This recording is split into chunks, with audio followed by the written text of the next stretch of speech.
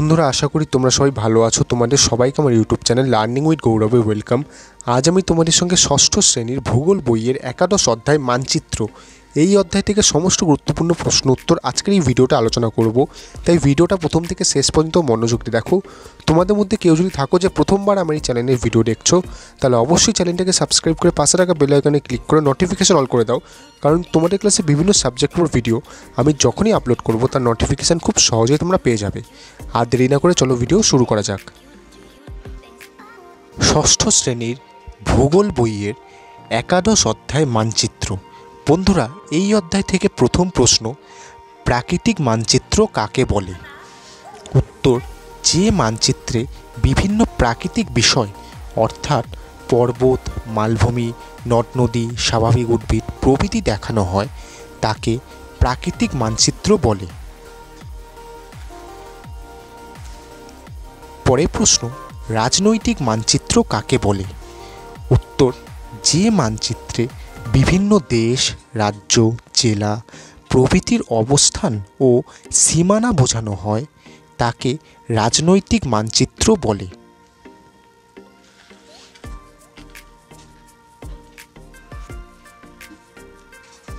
পরের প্রশ্ন, গ্লোব কি? উত্তর, গ্লোব হলো পৃথিবীর একটি ছোট্ট মডেল বা প্রতিরূপ। এর মাধ্যমে খুব সহজেই পৃথিবীর আকৃতি, দেশ, মহাদেশ, মহাসাগর প্রভৃতির আকৃতি, অবস্থান সঠিকভাবে বোঝা যায়। পরের প্রশ্ন, গ্লোবের ওপর লম্বালম্বি রেখাগুলিকে কি বলে? উত্তর, লম্বালম্বি রেখাগুলি হল দ্রাঘিমা রেখা। পরের প্রশ্ন, গ্লোবের ওপর আড়াআড়িভাবে টানা সরু রেখাগুলিকে কি বলে? উত্তর, আড়াআড়ি রেখাগুলি হল অক্ষরেখা। পরের প্রশ্ন, পৃথিবীর সম্বন্ধে জানার সহজ ও নির্দিষ্ট উপায় কি? উত্তর, মানচিত্র। পরের প্রশ্ন, পৃথিবীর প্রাচীনতম মানচিত্র কবে, কোথায় আবিষ্কৃত হয়েছিল? উত্তর, যীশুখ্রিস্টের জন্মের 2500 বছর আগে ব্যাবিলনে আবিষ্কৃত হয়েছিল। পরের প্রশ্ন, পৃথিবীর প্রাচীনতম মানচিত্রটি কিসের উপর আঁকা হয়েছিল? উত্তর, এই মানচিত্রটি কাদাপাথরের উপর আঁকা হয়েছিল। পরের প্রশ্ন, কে কবে প্রথম মানচিত্র বই প্রকাশ করেন? উত্তর, 1578 খ্রিস্টাব্দে ভূগোলবিদ মার্কেটর প্রথম মানচিত্র বই প্রকাশ করেন। পরের প্রশ্ন, অ্যাটলাস কি? উত্তর, এটি হলো পৃথিবীর প্রথম প্রকাশিত মানচিত্র বই। পরের প্রশ্ন, কার নাম অনুসারে অ্যাটলাসের নামকরণ হয়? উত্তর, গ্রিক পুরাণ দেবতা আটলাসের নাম অনুসারে এই বইটির নামকরণ হয়। পরের প্রশ্ন, প্রাচীনকালে কিসের ওপর ম্যাপ আঁকা হতো? উত্তর, প্রাচীনকালে কাপড়, চামড়া, তুলোট কাগজের ওপর ম্যাপ আঁকা হতো। পরের প্রশ্ন, ম্যাপ শব্দটির উৎপত্তি কোন শব্দ থেকে? উত্তর, ল্যাটিন শব্দ ম্যাপা থেকে। ম্যাপা শব্দের অর্থ কী? উত্তর, কাপড়। পরের প্রশ্ন, মানচিত্র অঙ্কন বিদ্যাকে কি বলা হয়? উত্তর, কার্টোগ্রাফি বলা হয়। মানচিত্রের উপরের দিককে কি বলে? উত্তর, উত্তর দিক বলে। পরের প্রশ্ন, কোন যন্ত্র দিয়ে দিক নির্ণয় করা হয়? উত্তর, কম্পাস। কম্পাসে চুম্বকের কাঁটা সর্বদা কোন দিক নির্দেশ করে? উত্তর, উত্তর দিক নির্দেশ করে। পরের প্রশ্ন, রাতের আকাশে কি দেখে উত্তর দিক নির্ণয় করা যায়? উত্তর, ধ্রুবতারা দেখে। পরের প্রশ্ন, মানচিত্রের কোথায় নির্দিষ্ট প্রতীক চিহ্ন এবং রঙের অর্থ লেখা থাকে?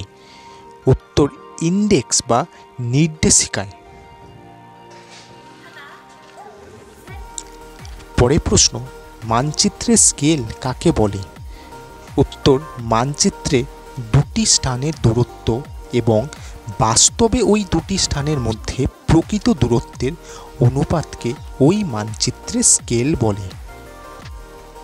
পরের প্রশ্ন, মানচিত্রের বিভিন্ন স্থানগুলিকে বোঝাতে কোন রং ব্যবহার করা হয়? উত্তর জল বোঝাতে নীল রং, পাহাড় বা পর্বত বোঝাতে খয়েরি বা বাদামি রং, কৃষিজমি বোঝাতে হলুদ রং এবং বনভূমি বোঝাতে সবুজ রং ব্যবহার করা হয়। পরের প্রশ্ন, বড় স্কেল মানচিত্র কাকে বলে? উত্তর যে মানচিত্রে কোনো ছোট অঞ্চলকে বড় করে দেখানোর জন্য আঁকা হয় তাকে বড় স্কেল মানচিত্র বলে।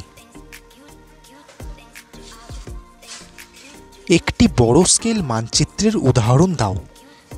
উত্তর মৌজা মানচিত্র। পরের প্রশ্ন, বড় স্কেল মানচিত্রে 1 সেমি মানচিত্র দূরত্ব কত বাস্তব দূরত্বের সমান? উত্তর এই মানচিত্রে 1 সেমি মানচিত্রের দূরত্ব 2 কিমি বাস্তব দূরত্বের সমান। পরের প্রশ্ন, ছোট স্কেল মানচিত্র কাকে বলে? উত্তর যে মানচিত্রে কোনো বিশাল অঞ্চলকে ছোট করে দেখানোর উদ্দেশ্যে আঁকা হয় তাকে ছোট স্কেল মানচিত্র বলে। পরের প্রশ্ন, একটি ছোট স্কেল মানচিত্রের উদাহরণ দাও। উত্তর অ্যাটলাস। ছোট স্কেল মানচিত্রে 1 সেমি মানচিত্র দূরত্ব কত বাস্তব দূরত্বের সমান? উত্তর এই মানচিত্রে 1 সেমি বাস্তব দূরত্ব 250 কিমি বাস্তব দূরত্বের সমান। পরের প্রশ্ন, মানচিত্র ও গ্লোবের মধ্যে পার্থক্য লেখো। উত্তর মানচিত্র পৃথিবীর বিশেষ কিছু অংশকে নির্দিষ্ট স্কেল অনুসারে সমতলে উপস্থাপন হলো মানচিত্র। অন্যদিকে সমগ্র পৃথিবীর একটি ক্ষুদ্র প্রতিরূপ হলো গ্লোব। নেক্সট পয়েন্ট, এতে পৃথিবীর প্রকৃত আকৃতি সম্পর্কে ধারণা পাওয়া যায় না। অন্যদিকে গ্লোবে পৃথিবীর গোলাকার আকৃতির ধারণা পাওয়া যায়। মানচিত্রের সাহায্যে পৃথিবীর দিনরাত্রির সংগঠন বোঝা যায় না। অন্যদিকে গ্লোবের সাহায্যে পৃথিবীর দিনরাত্রির সংগঠন বোঝা যায়।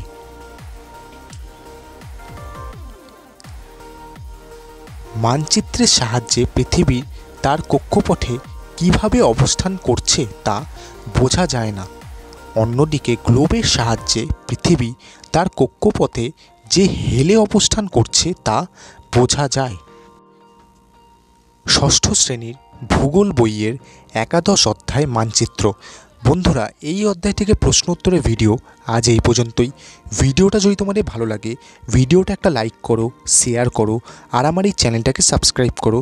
বন্ধুরা, ভিডিওয় দেখানো কোনো প্রশ্ন উত্তর শুনতে বা বুঝতে তোমাদের যদি অসুবিধা হয় অবশ্যই ভিডিওর নিচে কমেন্ট বক্সে লিখে পাঠাও, আমি তোমাদের সব ডাউট ক্লিয়ার করে দেবো। তাহলে আজকের মতো এই পর্যন্তই। সবাই ভালো থেকো। পরের দিন তোমাদের সঙ্গে দেখা হচ্ছে নতুন একটা ভিডিও নিয়ে।